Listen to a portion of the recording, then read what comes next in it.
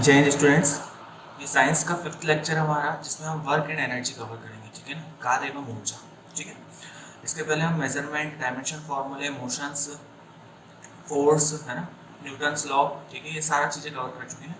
आज हम work and energy पे बात करते हैं, वर्क क्या होता है और एनर्जी क्या होती है। ठीक है, चलिए स्टार्ट करते हैं। देखिए, पहली सिंपल डेफिनेशन देखिए, विज्ञान में उन सब कारणों को कार्य कहते हैं जिसमें किसी वस्तु पर बल लगाने से वस्तु की स्थिति में परिवर्तन हो जाता है। क्लियर है, सिंपल सी बात है। अगर कोई वस्तु है, ठीक है ना, जैसे कोई वस्तु है, अगर आप इस पे क्या कर रहे हैं, कार्य कर रहे हैं, अगर आप इस पे कार्य कर रहे हैं तो क्या होगी, इसकी पोजीशन चेंज होगी, इसकी पोजीशन क्या होगी, चेंज होगी। ठीक है ना, इसे ही क्या कहा जाएगा, विज्ञान में कार्य कहा जाएगा। ठीक है, साइंस में इसी को कार्य बोलते हैं। मतलब फोर्स लगाने पे कुछ ना कुछ डिस्प्लेसमेंट होना चाहिए। ठीक है ना, अगर नहीं हो रहा है तो वे कार्य नहीं है। ठीक है ना, आप टीवी देख रहे हैं, ठीक है ना, तो ये कार्य नहीं है। ठीक है, ये कार्य नहीं, किसकी भाषा में, साइंस की।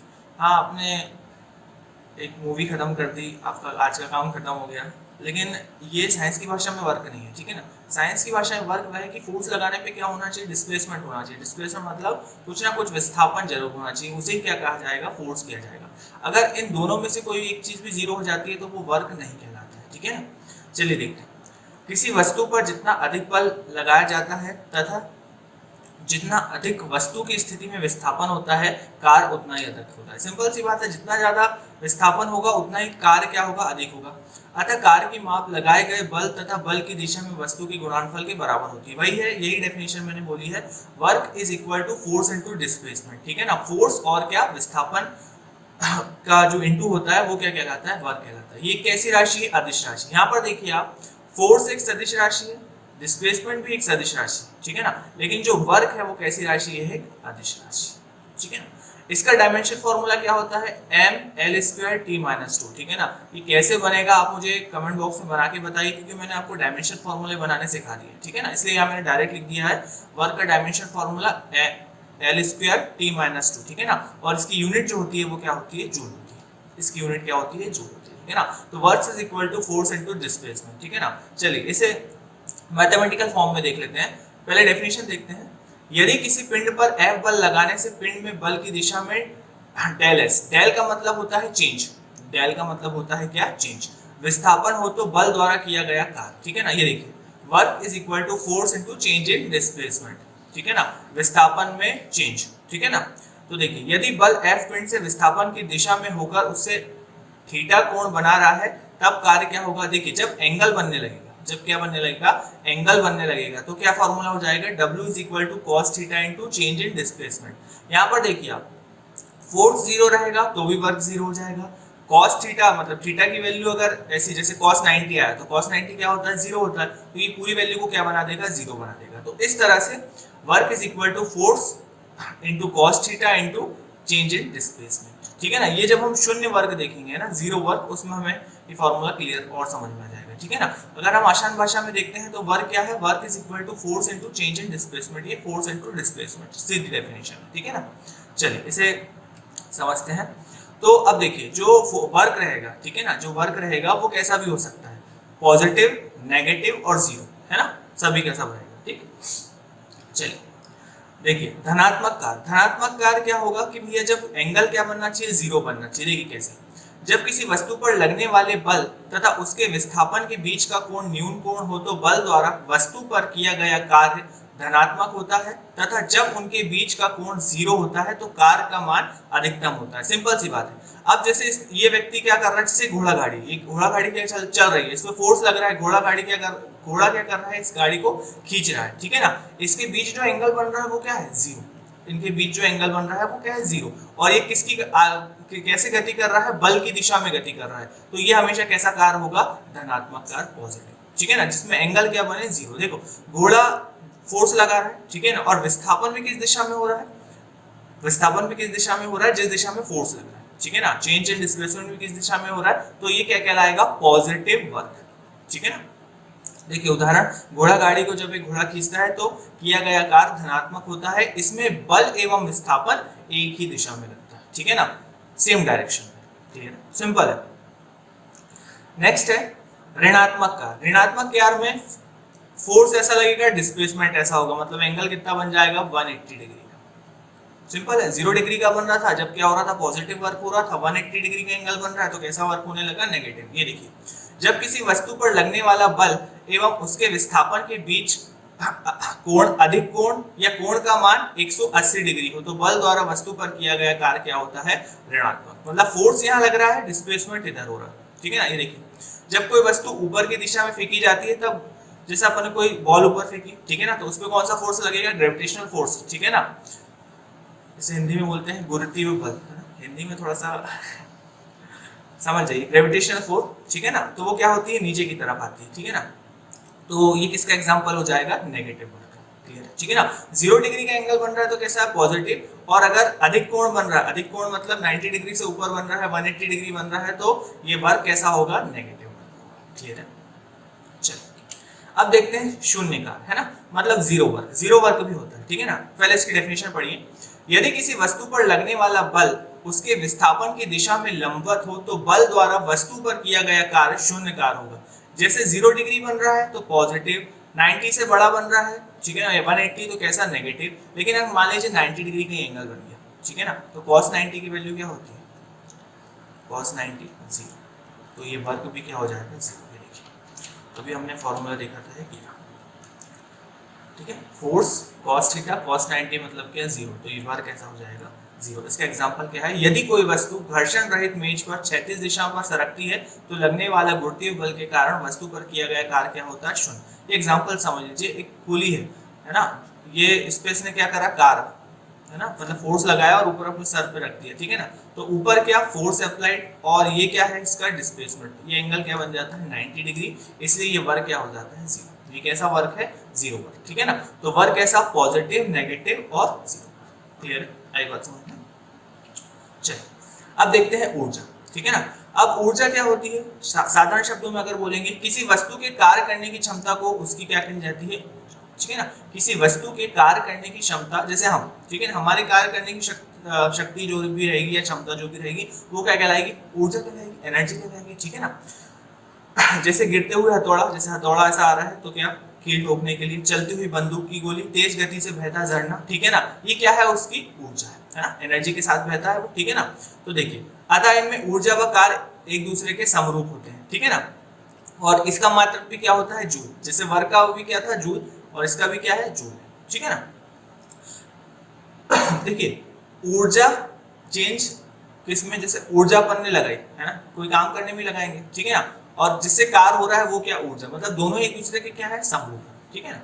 देखिए, यांत्रिकी ऊर्जा के दो रूप होते हैं, एक स्थितिक ऊर्जा और गतिज ऊर्जा। दोनों आप समझिए, रुकी हुई है तो स्थितिक ऊर्जा, और गति कर रही है तो गतिज ऊर्जा, सिंपल है, इसको हम समझते हैं एग्जांपल से।